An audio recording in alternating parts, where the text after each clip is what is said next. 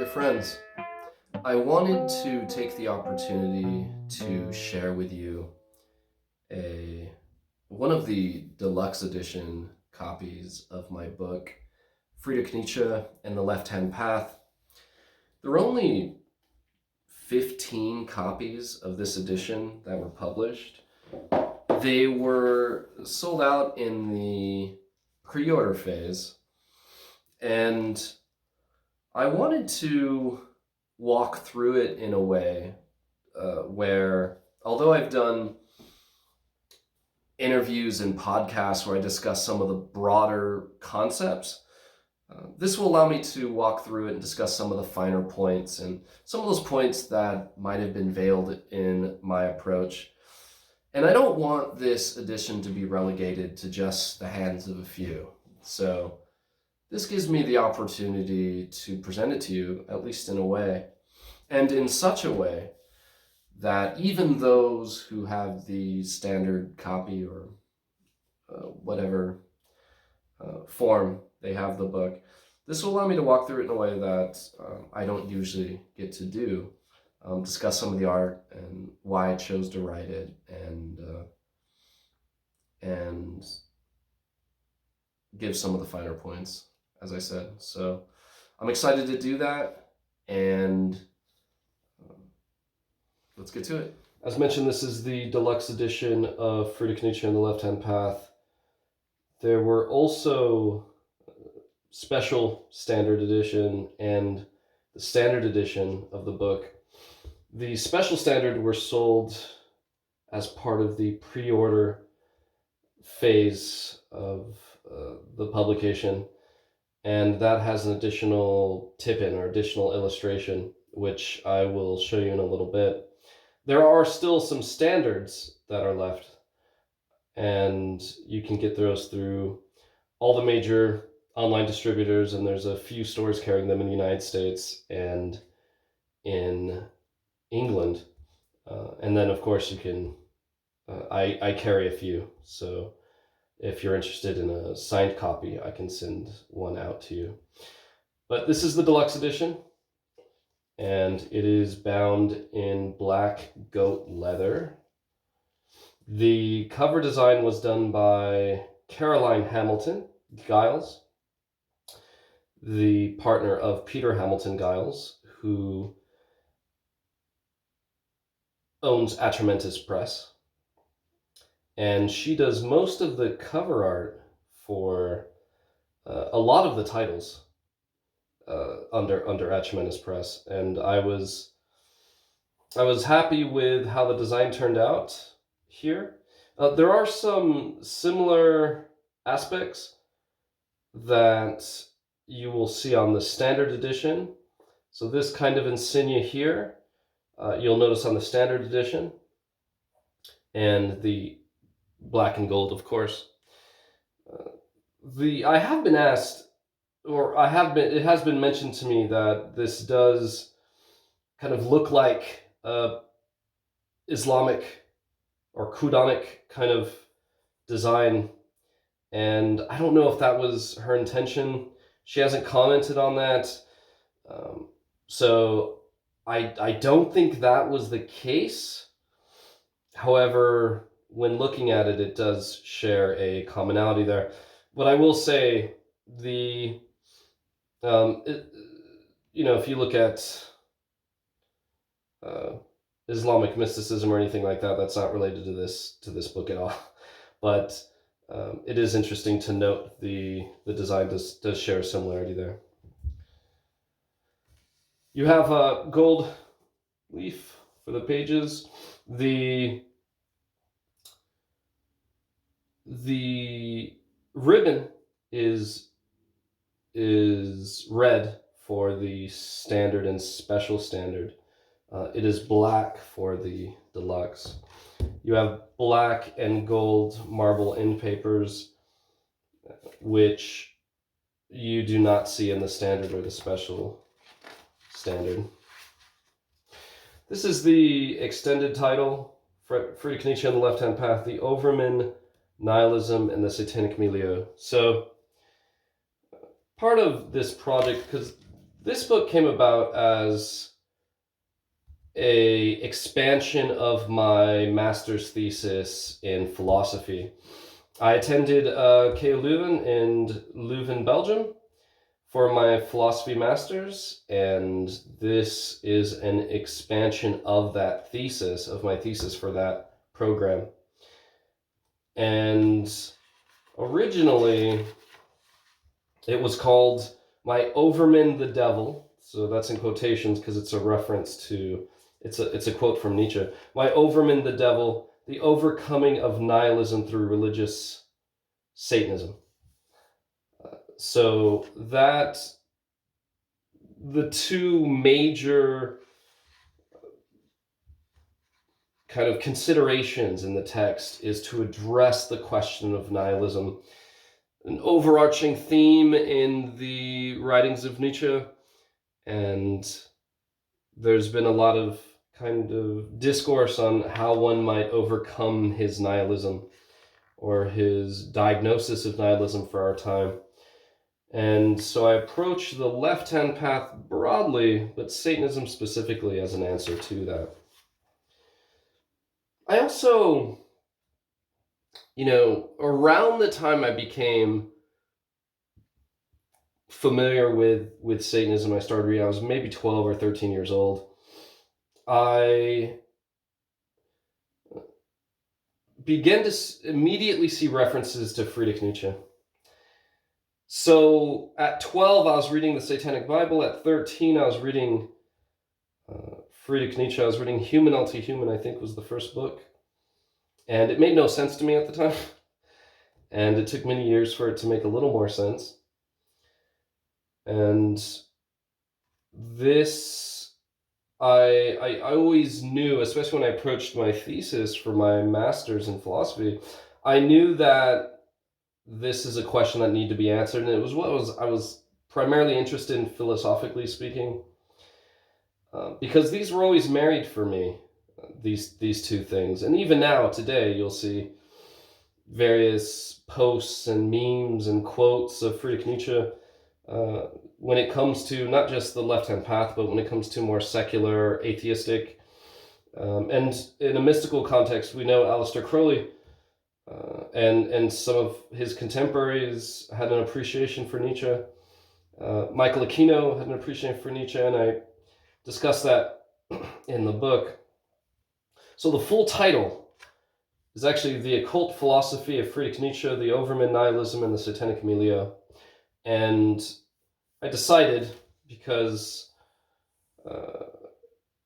Peter told me that we'd be limited on space in the front, I said, all right, how about Friedrich Nietzsche and the left-hand path? So that's what ended up with the title. There is I wanted a portrait of Nietzsche because somewhat recently, well, right around the time I was putting the manuscript together, I was given a copy of Friedrich Nietzsche. I was given a copy of Thus Spake Zarathustra, and in it there was Nietzsche kind of facing the title, just like this. And so I wanted to honor that tradition and have a portrait of Nietzsche. I have a personal sigil here. This is the first time I used this sigil was on my album a few years ago, and I started using it since then as more or less a personal sigil. And I wanted the title page, I wanted the portrait to be facing to honor that tradition. And so this painting was done by Francisco Duran, and I've known him for quite some time, and I appreciate his art. I've commissioned his art before for an album cover for a album I've not yet released, but I should release later in the year. And he did a fantastic job with that. It's in black and white. You can't see it in color. Obviously, if you go to his Instagram page, Divine Mania, there's a color version. Also, if you go on my page, you'll see a color version of it as well. And I used it in some of the promotional images. So I was very happy with what he came up with there. the dedication for the Zarathustra who warned us of the decadent age to come, and the Black Pope who taught us how to overcome it. May they both ride the Turin horse into the dawn of day forevermore. So, Nietzsche kind of, the Zarathustra character was really a prophetic voice to echo the core of his philosophy. And it was a kind of character. Later in life, Nietzsche would start signing his letters with Dionysus. And I mentioned that in the book, but also when I sign my books, I will write a personal message here, and then on here I'll sign it Dionysus. Because I want to follow the tradition of Nietzsche in his final years when he was ill. So in the 1890s, around 1888, 1889, he became sick and unwell. He started signing his letters with Dionysus as almost like a personification of Dionysus. And, the Black Pope is a reference to Anton LaVey, obviously. So those are two. Anton LaVey kind of represents, for many, and for as long as we can remember, he represents kind of the core of Satanism and establishing it in the Western world in the 1960s. And so a lot of LaVey is explored in this. You cannot really go into Anton LaVey without, or you can't go into Satanism, modern Satanism or contemporary Satanism, or however you say it. And also the left-hand path also springboard after his movement. So you can't go into that seriously without exploring the philosophy of Anton LaVey and his legacy. So that is necessary. There are many in the left-hand path who really try to divorce themselves from Anton LaVey.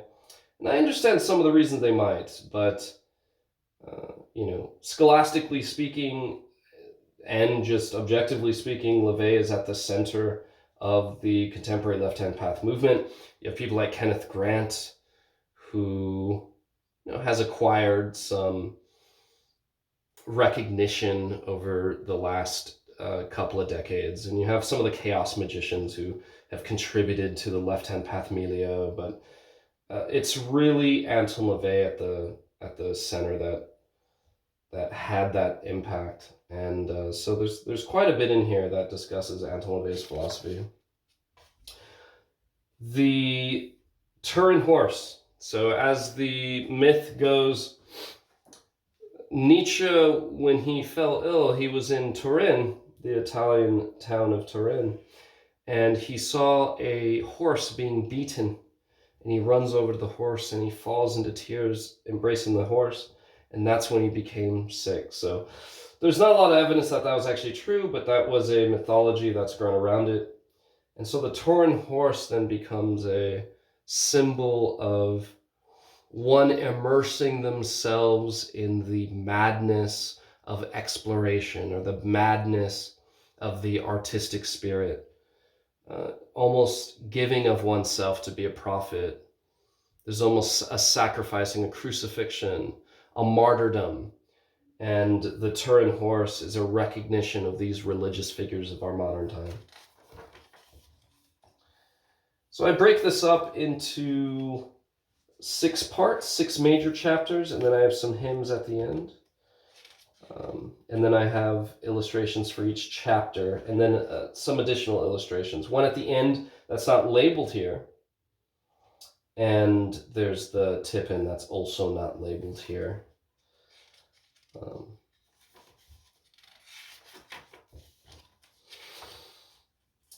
For the acknowledgement, I give recognition to some of the professors that inspired me over the years.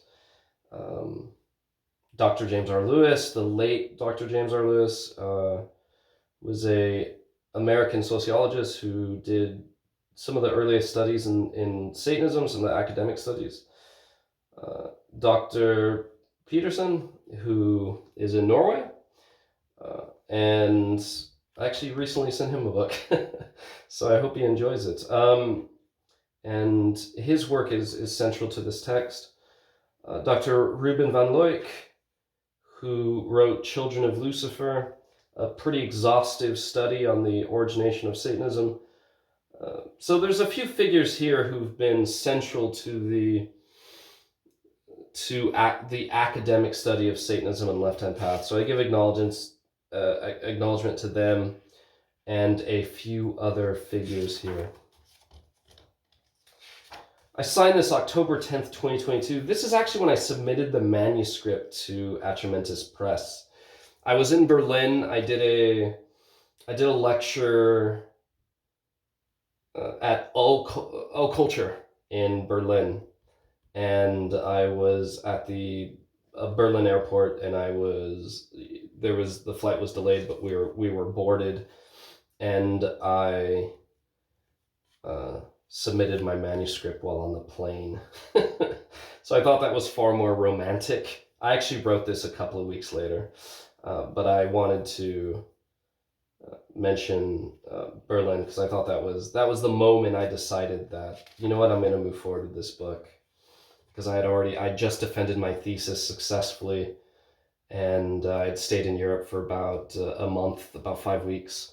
I flew into Belgium, I defended my thesis, and then I kind of hit a few locations: Luxembourg, Netherlands, France, Ireland, England, and then Berlin. And as I was departing back to the States, I submitted the manuscript. And when I landed, Peter Hamilton Giles reached out. I had a message waiting from him saying, "We're very interested in the manuscript." So I decided that was romantic, kind of. So that's why I signed it there. We're seeing the first work from Kayla Mavrakis. She did all of the art, and a lot of it follows this silhouette style. And there's a reason I wanted this artwork for the book, and it is because I saw it primarily as a philosophical treatise. So too much detail pushes us away from the concepts of the work. And I thought this was perfectly suited for this book. And this is my favorite piece, actually. Fortunately or unfortunately, it's only in the special standard and the deluxe that you have the tip in here. So this is the Zarathustra character, and kind of coming through a gateway and immersed in shadow. And it is a solemn figure, kind of coming in from the world of concept, coming through the gateway of physicality, or coming into the gateway of realization or manifestation. So this is the Zarathustra delivering the message from another place, right? So the prophecy of Nietzsche kind of coming to us in the form of the lonely figure. There's also a reference to Zarathustra as the hermit in the Tarot. So from an occult perspective, it kind of influences the way that we interpret some of the symbology of Nietzsche's work. So in the introduction, I kind of set things up, what we will be exploring with the text. Really, what this is going to do is we start this off with the first chapter, The Fire and the Wine, a comparative theophilosophical analysis of Nietzsche's Dionysus and the Romantic Satan. So this is actually, in this quote, where does that synthesis of God and Billy Goat in the Seder point? So it is theorized, it is understood that he's making a reference to Satan here, the Satan of the Bible, one of the few that Nietzsche makes. And here we have an illustration, Gods of Fire and Wine by Mavrakis, and you see the Satan character here, and you see Dionysus standing next to him, two silhouettes, facing the audience, forcing them to consider the meaning of their epiphany, of their appearance. So the fire is Satan, wine is Dionysus, the god of fire, the god of wine. So I wanted to, in order to set the pace for things, I really wanted to show the connection between, mythologically speaking, symbologically speaking, iconographically speaking. I wanted to kind of show the connection there. And the first chapter is crucial to that. It really sets the pace and the language and the tone for how we will be addressing the body of the work. And the book, as I said, it was my thesis for my master's in philosophy, so it has a very academic tone, and I kind of expanded on that. The first chapter actually diverses a little bit from that, in that I get poetic, a bit more poetic than in the rest of the book until we get to the hymns. I took a bit more, with the approach, I kind of flexed, I kind of moved a little bit away from the strictly academic, a citation for every sentence. I moved a little bit away from that in the first chapter to kind of lean the reader into it. Obviously, you can see it's all carefully cited, but I wanted to present the images. I wanted to present some of the tone, and I wanted to present some of the figures that we're going to explore and the history behind, the rich history behind it. So a lot of the 19th century romantic references to Satan, and Prometheus and Cain and Lucifer. So Milton was not 19th century, but Milton kind of set the pace with Paradise Lost, the rehabilitation of the Lucifer character in Western culture as a figure of emancipation, as a figure of freedom, as a figure of rebellion and science and the intellect. So I go into the history of these figures for some characters. Discuss the ontological status. Did LaVey and Nietzsche actually see these as literal beings? And I kind of explore that. And I cite different aspects of the writing. Then I go into Dionysus' history and some of what he represents. The Gods of Fire chapter goes into the idea of liberation, the idea of antinomianism, both Satan and Dionysus. And in the Gods of Wine, I go into their the appeal to naturalism, the appeal to a innate and primordial being. The Joyful Descent discusses this idea of the transgression of human transgression and the Dionysian tragedy. They go into how those kind of come together with both Satan and Dionysus. And finally, I end it with a poem from Anton LaVey. In the second chapter, the Satanic precepts, I now that I've kind of did this literary dance and scholarly dance of a connection between the mythological aspects of Nietzsche and Anton LaVey, or Satan rather, I then explore, what does Satanism mean? So if we were to look into the left-hand path and we're looking for a coherent philosophy, what is the most consistent, coherent philosophy? And everything kind of outstretches from there. And it is clear that would come from what's called modern Satanism. I identify three heuristic categories: rationalist, esoteric, and sensationalist. Satanism, we explore the rational aspect of modern Satanism. So those philosophies influenced by Anton LaVey. We do this in order to kind of get an anchor. Otherwise, you will find dozens and dozens and interpretations of the left-hand path and Satanism. So I have to find something.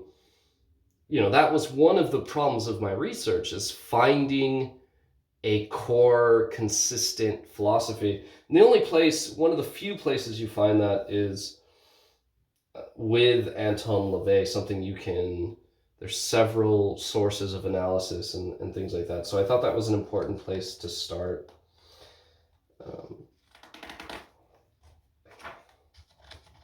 So I go into some, for those who are familiar with, who've read any texts on Satanism, they're going to be familiar with some of the concepts here.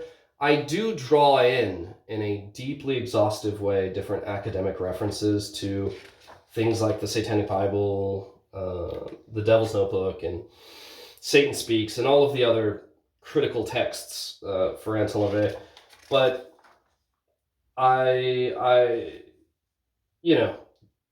but some of the primary aspects that are explored here, some of the key concepts, those who are familiar with any of LaVey's work will probably, it won't be necessarily new to them, but it will be presented in a way that's new to them with some bit of additional information. In chapter 3, I go into nihilism, nihilismos, and this is a figure of, this is the first piece that Kayla Mavrakis did. And again, we see the kind of silhouette, shadow person kind of motif. Here's the horse of Turin, and here is Nietzsche as a silhouette, and he's kind of, if you see the lines, he is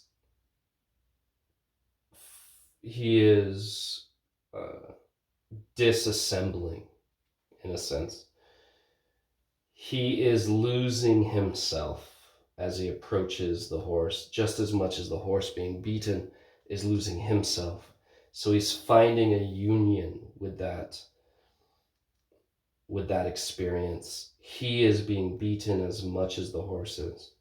So this is a very, very beautiful rendition of that concept that I thought was a perfect initiator to the text. But I go into what Nietzsche considered nihilism, some of the key concepts like the will to truth that gives us a background to what Nietzsche would call the death of God and the death of a meaning central to Western culture. What does nihilism mean? How does it mean in the... obviously I'll come in here and compare it to different forms of metaphysics within the occult. And a note on the death of God, the wages of nihilism is death. So I kind of explain the burden of nihilism and what Nietzsche was trying to warn us of, the dangers of it. And then here's the ribbon. This is the only edition that has a black ribbon. He identifies two types of nihilism, active and passive nihilism. So I go into those two different types, and then I explore some ways in which he hints that we might be able to overcome it. So we explored contemporary Satanism and its origination, philosophically speaking, and nihilism.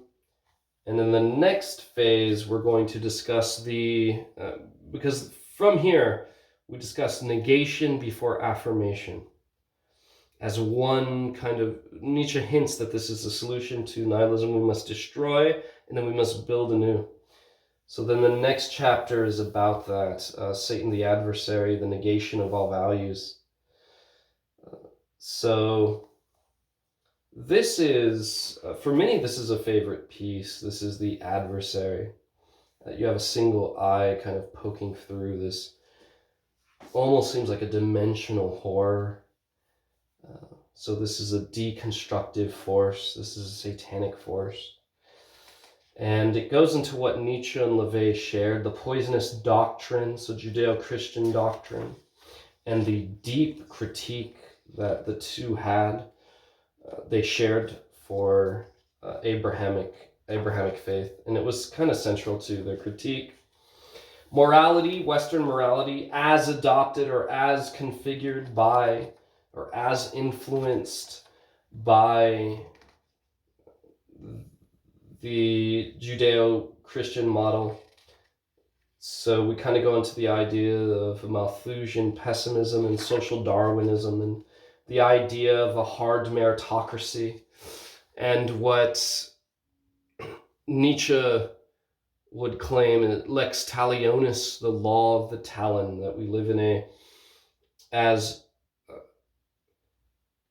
Dr. Stephen Flowers would say, who wrote Lords of the Left-Hand Path, that Satanism assumes that there's a limit of resources, and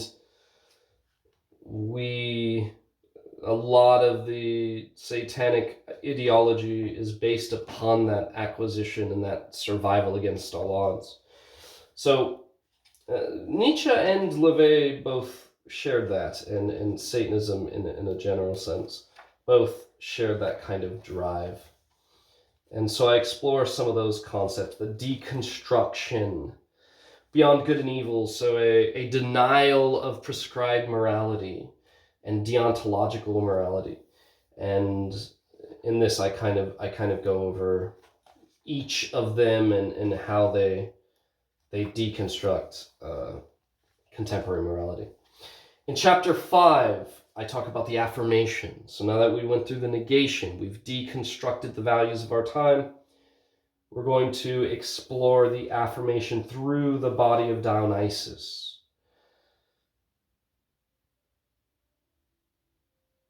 So this is a rendition of Dionysus. You see he's in this image, he's almost unraveling, right? He has this crown, and it's his epiphany. So this is the epiphanic appearance of Dionysus in ritual. So at the height of ritual, Dionysus appears and he's almost unraveling. Dionysus represents, and I talk about this in chapter 1, he represents this whirling dervish of madness and ecstasy and passion and violence and drunkenness and, sexual expression and lust. So it's almost as if Dionysus his madness is so divine that he unravels as he appears. So this is a favorite image of many as well. So here we talk about the different ways that Nietzschean philosophy and Satanism, or the left-hand path, affirm life and the will to live. Not the will to live as Schopenhauer would say, but the will to life as in the that which drives us to live a Dionysian call. So man's nature, so the nature of the human race, and what drives us what are our various drives. And that's the first part of here. The affirmation of the self. So the self is God, that you see in the left-hand path, or apotheosis, so the extending oneself to divinity, and what comparison there is for Nietzsche and within Satanism and the left-hand path, this idea of apotheosis. The affirmation of life, so the celebration of the natural indulgences, or that union with nature, the joys of the flesh, the joys of the human happiness, the very real earthly human happiness. And finally, for the last, more or less the last chapter, the last of the primary chapters, I discuss redemption through sin. So this is how we build anew by inverting what once was. And I discuss various forms of religious nihilism. So this is a symbol of the witches' Sabbath. See the various characters, demons and witches, and there's a central figure rising from this void in the forest. And I discuss, originally when I went to Belgium to complete my graduate degree in philosophy, Dr. Willem Stiefels, his primary was religious nihilism. That's actually why I went to Leuven, because I wanted to study under him. I wanted him to be my supervisor for this thesis. And he did a lot of his work on religious nihilism. And so that's what drew me to KU Leuven. Strange Holiness kind of goes into the Sabbatean prophetic or messianic Kabbalah and the Jacob Frankist movement. So essentially, where it's a situation where the prophet or the messiah of that particular sect of Jewish nihilism or Jewish mysticism converted to Islam. And so it created a strange and interesting movement, the Frankist movement, that saw the inversion of the Torah as its affirmation. So strange holiness is a term that they would give when they would invert the Torah, or they would corrupt it, or they would blaspheme it. And they did so in order to reach deeper states of religious ecstasy. And you see some of this explored in anti-cosmic Satanism or Current 218 and some of the Kelipot. So this is the earliest idea of spiritually indulging oneself or immersing oneself in the Kelipot and the Klipoth, as it's said. Demonic Zen. So I did some study of the idea of religious transgression within Buddhism and monastic Buddhism. And so I wanted to give an Eastern, because a lot of this is Western philosophy, obviously, Western theology. So I wanted to give the opportunity to explore some Eastern concepts of religious transgression. The altar of the devil. So I go into the various aspects of Satanic ritual that capture this idea of religious transgression. So obviously the Black Mass is a big one. This is the idea of inverting. So LaVey famously said, and Nietzsche kind of said a very similar thing, and that is one cannot simply scrape the psyche clean. So we can't simply just remove our history that we've been cultured into in the West of Judeo-Christian morality. We must work within it. If you're going to be a sinner, be the best sinner on the block, he says. So you see in Satanism and the left-hand path in general, this idea of inverting and transgressing the moral law. So in this section, the altar of the devil, I go into the various rituals where one inverts the practice, the dominant practice, in order to reach a type of divine ecstasy. And I go into some pretty obscure rituals here that you do not, that aren't mentioned very much in the literature. Some of the early rituals performed by LaVey and his magical order back in the mid-60s. The idea of aligning reality in accordance with the will, so the idea of using magic to form his own reality, so not just creating meaning, but the magical will that practitioners employ in the left-hand path.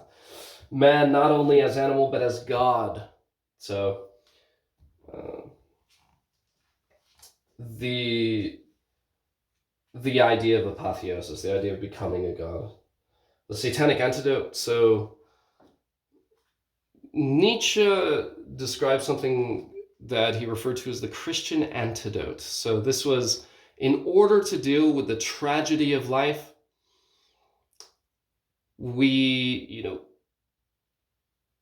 There were several kind of tools that people would use to escape nihilism. Major one was Christianity. And he said for much of human history, Christianity, for the last 2,000 years, Christianity served as an effective tool to guard one against the tragedy of life, the difficult the struggle that comes with life and all of those feelings that come with a transient world. And Nietzsche called for an affirmation of that. In order to truly make one's own meaning, you must affirm that tragedy. You must accept that this is the way the world operates, and you must not look to a world of the beyond in order to escape it. So he called that the Christian antidote, but because of the death of God and the loosening of the grip of Judeo-Christian morals on modern society, no longer God rests at the center of our development. No longer did you have the Christian antidote. So I borrow that phrase for the Satanic antidote. So a way that we deal with nihilism through a left-hand path metaphysic, a left-hand path philosophy, and a left-hand path religious adoration. That concludes the body of the work. I wanted to end this. I very much enjoyed writing a book of occult philosophy, and I thought Atramentous Press was the perfect place to do that. I think the occult philosophy kind of has a place in Western metaphysics and theology, and I think it's very important to continue that tradition. However, I wanted to kind of conclude things with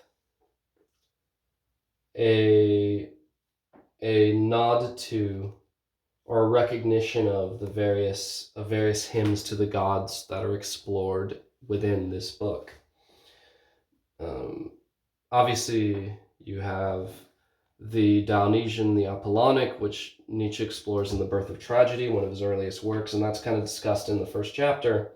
So I have hymns to both Dionysus and Apollo, and those hymns come from the Orphic hymns, so I used traditional hymns there.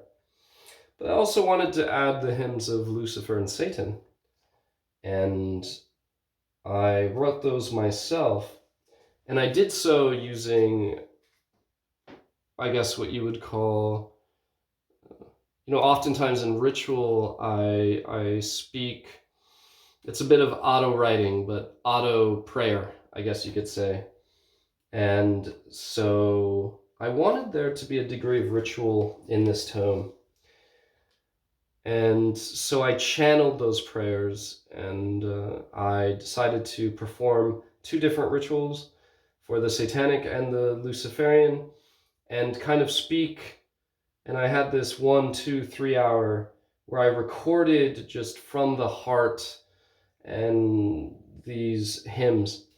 And I took those later and I kind of edited them, and I kind of shaped them a bit. And that's what got included in this book.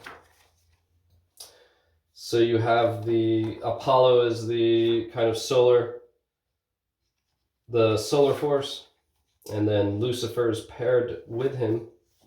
And you have Dionysus, and finally we end with the hymn to Satan. And so, and after the final hymn, you have the final image of the dragon. This is also not cited in the beginning. This was added in more or less last minute. It's the symbol of the dragon. So you'll be familiar with the child, the lion, the dragon, the camel. These are images in Nietzsche's philosophy. So there's a figure approaching the dragon. And I go through the bibliography and some biographies. But so what I'll end with is I'll read to you the hymn to Satan to kind of finalize this kind of walkthrough of the book. And this kind of captures in a devotional way some of the spirit of the work. From the north, where the moon meets the mountain, I call forth Satanas, master of the earth. From the east, where the realm of illumination and intellect reside, I call forth Satanas, the ruler of the world. From the south, where the great fire arises from the earth and creates life from scarlet ash, I call forth Satanas, the great red dragon. From the west, where all things pass through the gate of death and darkness, where the sun sets on every breath and on every man at every moment, I call forth Satanas, the king of the tide and time. My blood becomes the morning flower, or the blooming flower. My body feeds the forest. Your breath makes my name, and in death my soul becomes the soil. My God, the witch father, bathe me in the blood of a descending crescent, and baptize me in the ashes of the Sabbath. I pledge my devotion even after death, and beyond the moment your breath leaves my body. I appear before you now in humble form, as a servant of your will.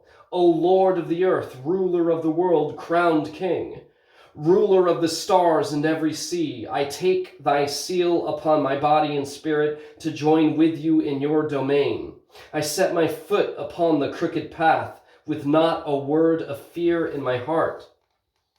I take on the mantle of your ministry and pledge my service to you now and forevermore. My God, my master, my sole liberator, he whose hooves stand astride the heaven of the earth, whose crown pierces the heavens, and whose majesty is imminent. I bow before you until I breathe no more. O Satan, O beast, master of the earth, prince of the powers of the air, who rises from the forest floor, who comes down from the mountain, whose breath is fire, great red dragon, God of this earth, ruler of the world, I take refuge in thee. In you I find the greatest love. Your flame rises from the deepest ocean and rises within my heart. Your black flame illuminates. As I walk upon the left-hand path, guide me true to the great destiny and service of your name. May revelation be found in your word, and in your whispers may creation set forth and unfold. In the greatest light and deepest darkness, I seek to speak your name. And upon your path, I find eternity. Upon the mountaintop that meets the moon, your face is reflected. The greatest beauty, the light of creation. The greatest darkness, the deepest hell and highest heaven. In you, the stars descend. In you, darkness swallows the light.